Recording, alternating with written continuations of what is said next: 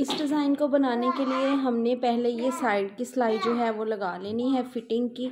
उसके बाद जो है ये हमारा है बैक दामन और अंदर साइड है हमारा फ्रंट दामन। तो इस तरह से देखें, बैक दामन पे पैच लगना था वो मैं ऑलरेडी लगा चुकी हूँ और फ्रंट दामन था हमारा शॉर्ट, इसलिए हम इस ड्रेस पे ये वाली डिज़ाइनिंग कर रहे हैं। अगर आपका फ्रंट या बैक शॉर्ट हो तो आप ये डिज़ाइनिंग कर सकते हैं, ना हो तब भी आप ये डिज़ाइनिंग कर सकते हैं। अब आपने क्या करना है, इस तरह से शर्ट को डबल फोल्ड कर लेना है। ये देखें, बैक समेत आपने इसको इस तरह से डबल फोल्ड कर लेना है, फ्रंट ऊपर कर लेनी है और बैक नीचे। यहाँ से पहले हमने लंबाई रुख निशान लगाना है कि हमने अपने डिज़ाइन की लंबाई जो है वो कितनी रखनी है। तो मैंने यहाँ से देखें 8.5 का, हमने 8.5 इंच का ऑर्गेन्जा लेना है। तो यहाँ पे मैं 8.5 से हाफ इंच कम पे निशान लगाऊंगी, मतलब कि 8 इंच पे निशान लगाऊंगी। यहाँ तक आपने यहाँ से इसको यूं शेप देनी है, इस तरह से तिरछी। ये जो मैंने मार्किंग की है ये बिल्कुल इस तरह से जा रही है, लेकिन जो हमने ऑर्गेन्जा अटैच करना है यहाँ से, अब ये जो दोनों का हाफ आता है, यहाँ से नीचे की तरफ आप हाफ इंच पे मार्किंग करें। अब इस मार्किंग को पहले इसके साथ मिला लें, थोड़ा सा इस शेप में लेके आएँ। इस मार्किंग को करने के बाद हमने ये बैक वाला दामन जो है इसका पीस बीच में से निकाल देना है और जस्ट फ्रंट के पीस को इस तरह से रख लेना है। अब इसके ऊपर ऊपर हमने ना कटिंग कर देनी है। ये देखिए, दामन जो है वो कुछ इस शेप में आएगा, बिल्कुल यूं नोक वाला नहीं बनेगा, थोड़ी सी ये वाली शेप आएगी। ये हमारे पास ऑर्गेन्जा का फैब्रिक है और इसको हमने डाई करवाया है। आप हमेशा डाई वाला ऑर्गेन्जा यूज़ करें, दूसरा ऑर्गेन्जा जो है वो एक तो जल जाता है और वो छिज भी जाता है। तो यहाँ से देखें, हमने थोड़ा सा यहाँ से तकरीबन 2 इंच का फासला छोड़ देना है क्योंकि चॉक्स की सिलाई में जाएगा। तो इस तरह का कोई भी आप स्केल ले लें। ये देखें, इस तरह स्केल के दोनों तरफ जो है मैं मार्किंग कर लूँगी और इसी तरह से आपने पूरे फैब्रिक में जितना आपके दामन पर फैब्रिक लग जाए उसके अकॉर्डिंग आपने इस तरह से मार्किंग कर लेनी है। ना आपने ये जो मार्किंग की है इसको हम इस तरह से पकड़ेंगे ऐसे डबल में, और यहाँ पर आपने मशीन के पाँव के अकॉर्डिंग जो है वो सिलाई लगाते जाना है।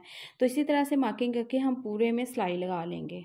देखें, प्लेट्स हमने डाल लिए हैं और ये ज़ीरो की बुकरम है मेरे पास। इसका आपने उल्टी वाली साइड देखनी है जो थोड़ी सी, ये देखें, उरेब में होती है। ठीक है, उरेब बुकरम का हमें किस तरह से पता चलता है, ये देखें, ये होती है सीधी साइड। ठीक है, ये जैसे ये बीच में आपको ये इसका जो प्रिंट सा नज़र आ रहा है ना, ये ऐसे सीधा जा रहा है, तो ये होती है बुकरम की सीधी साइड।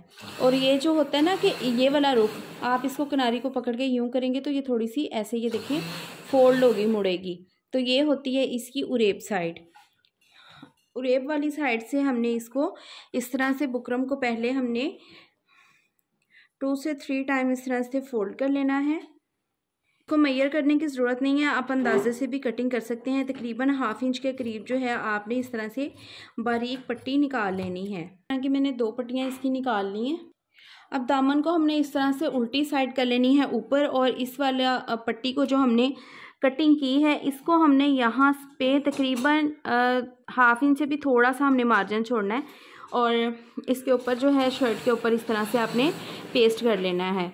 यहाँ पर मैं एक बात आपको बता दूं कि जब आप ज़ीरो की बुकरम को अटैच करें ना, तो इस पे बहुत ज़्यादा गर्म आयरन यूज़ नहीं करनी, क्योंकि ये फ़ौरन से इकट्ठी हो जाती है और सही तरह से पेस्ट भी नहीं होती और इसमें बबल्स भी बन जाते हैं। तो इस तरह से आपने इसको दामन को भी बिल्कुल नहीं खींचना, क्योंकि ये कटिंग के बाद थोड़ा उरेब हो गया होता है। अगर हम इसको खींचते हैं तो दामन बड़ा हो जाना है। जो नोक बनी है इस पे हमने कट लगा देना है, बिल्कुल बुकरम के करीब तक जाके कट जो है ये लगेगा, यहाँ तक हमने लगा देना है।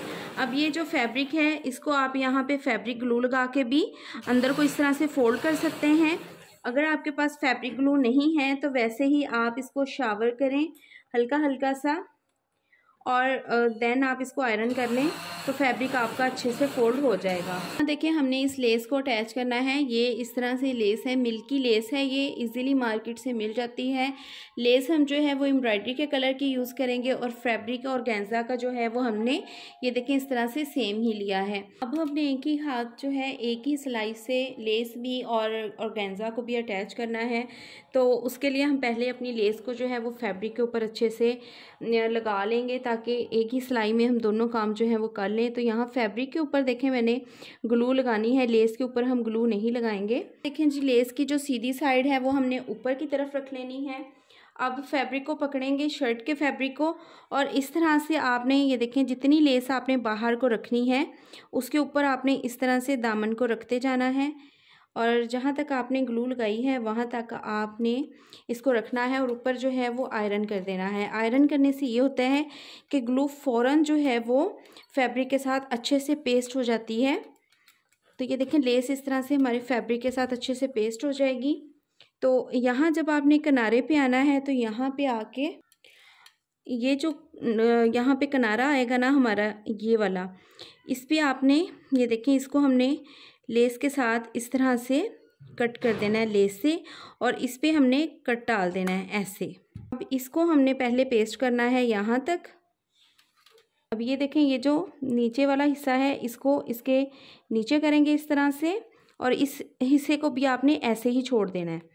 अगर इसी टाइप की आप लेस लगा रहे हैं तो इस हिस्से को ऐसे ही छोड़ दें। इसको हम यहाँ से इसकी नोक बनाएंगे बाद में, पहले हम लेस को अपने दामन के साथ इस तरह से अटैच कर लें। यहाँ पे अब हमने इसकी नोक बनानी है। तो यहाँ पे देखें इस तरह से आपने नोक बनानी है ये चीज़। अब यहाँ पे आप चाहें तो इस वाले कोने को भी यहाँ पे 1-2 ड्रॉप डालें ग्लू के और आयरन कर दें, तो ये जो है अच्छे से एक दूसरे के साथ ऐसे यहाँ पे नोक जो है वो फिक्स हो जाएगी। अब यहाँ देखिए लेस को हमने फिक्स कर लिया है। अब हमने करनी है ऑर्गेन्जा अटैच। तो इस तरह से आपने ऑर्गेन्जा को रखना है इस तरह, और अब दामन कर देंगे ऊपर और ऑर्गेन्जा चली जाएगी नीचे। तो यहाँ पे आपने इसके मिड में जो है वो एक पिन लगा लेनी है। और अगर आप बिगनर्स हैं और इसको कवर करना आपको मुश्किल हो कि आपसे ये हिल जाएगी या फिर इस तरह से दामन का जो है वो शेप से ही नहीं बनेगी। अब यहाँ देखिए मैंने इसको यहाँ पे ग्लू लगा दी है, बिगनर्स के लिए मैं बता रही हूँ। तो यहाँ पे आपने इस तरह से ऑर्गेन्जा को बिल्कुल सीधा रखना है। इसको इस तरह से बिल्कुल हम सीधा रखेंगे, और यहाँ पे आपने ऑर्गेन्जा जितना आपने नीचे से तो दोबारा से भी कट जाएगा, लेकिन ऊपर से आपने इसको जो है वो मिड में इस तरह से रखना है, और फिर अपने दामन को जो है वो शेप दे लेनी है। बिल्कुल आपने जो है वो प्रॉपर वाली शेप देनी है, क्योंकि और ये जब ग्लू लग जानी है ना तो बाद में ऑर्गेन्जा को हम जो है वो इधर उधर खींच के सही या दोबारा से इसको लगा नहीं सकते। इसलिए आपने पहले ही इसका जो काम है ना वो बड़े ध्यान से करना है। इस तरह से हमने दामन को रख लेना है। रखने के बाद जब आप मुतमईन हो जाएं कि हमने ये बिल्कुल ठीक रखा है, कोई इसमें गलती नहीं है, बिल्कुल आप दामन को सेट कर लें, फिर आप इसके ऊपर जो है वो आयरन कर दें। आयरन करने से ग्लू हमारा जो है वो अच्छे से लग जाएगा, और ऑर्गेन्जा के साथ जो है हमारी लेस और शर्ट जो है वो अच्छे से इस तरह से अटैच हो जाएगी। यहाँ पे हमने सिलाई लगा ली है। ये देखें इस तरह से बिल्कुल नीट तरीके से मैं करीब से भी दिखा देती हूँ आपको कि हमारा ये जो डिज़ाइन है दामन का वो इस तरह से बन गया है। अब हमने ये देखें इस तरह से दोनों दामन को कर लेना है बराबर, फ्रंट के भी और बैक के भी, दोनों साइडों को इस तरह से बराबर करके बिछा लेना है, क्योंकि अभी बैक पे भी हमारी लेस लगनी है नीचे और फ्रंट पे भी लगनी है। तो अगर आपका फ्रंट का ऑर्गेन्जा जो है वो बैक से भर रहा हो तो आप दोनों को इक्वल कर लें पहले, उसके बाद आप जो है ना वो नीचे लेस अटैच करें। तो ये देखिए दामन हमने रेडी कर लिया है। नीचे भी इसके हमने लेस के साथ जो है वो फिनिशिंग पट्टी लगा दी है और चौक्स पे भी लगा दी है। तो ये देखिए जी बना हुआ हमारे दामन का डिज़ाइन कुछ इस तरह से लगता है। ये आप देख सकते हैं बहुत ही आसानी से बन जाता है, बस थोड़ा सा इसका सेटिंग का मसला होता है कि ऑर्गेन्जा को आपने सेट किस तरह से करना है। तो बिगनर्स के लिए मैंने बहुत ही आसान तरीके से आपको ये डिज़ाइन बनाना बताया है। आप इसको अपने ईद के ड्रेसेस पे भी बना सकते हैं, और वैसे भी अगर आपने फॉर्मल ड्रेसेस वेयर करती हैं तो उन पे भी आप इसको बना सकते हैं। तो आई होप कि आज की वीडियो आपको अच्छी लगी होगी। वीडियो अच्छी लगी हो तो लाइक करें, चैनल को सब्सक्राइब करें एंड बेल आइकन को लाजमी प्रेस कर दीजिएगा। मिलते हैं नेक्स्ट वीडियो में, तब तक अपना बहुत सारा ख्याल रखिएगा, दुआ में याद रखिएगा। अल्लाह हाफिज़।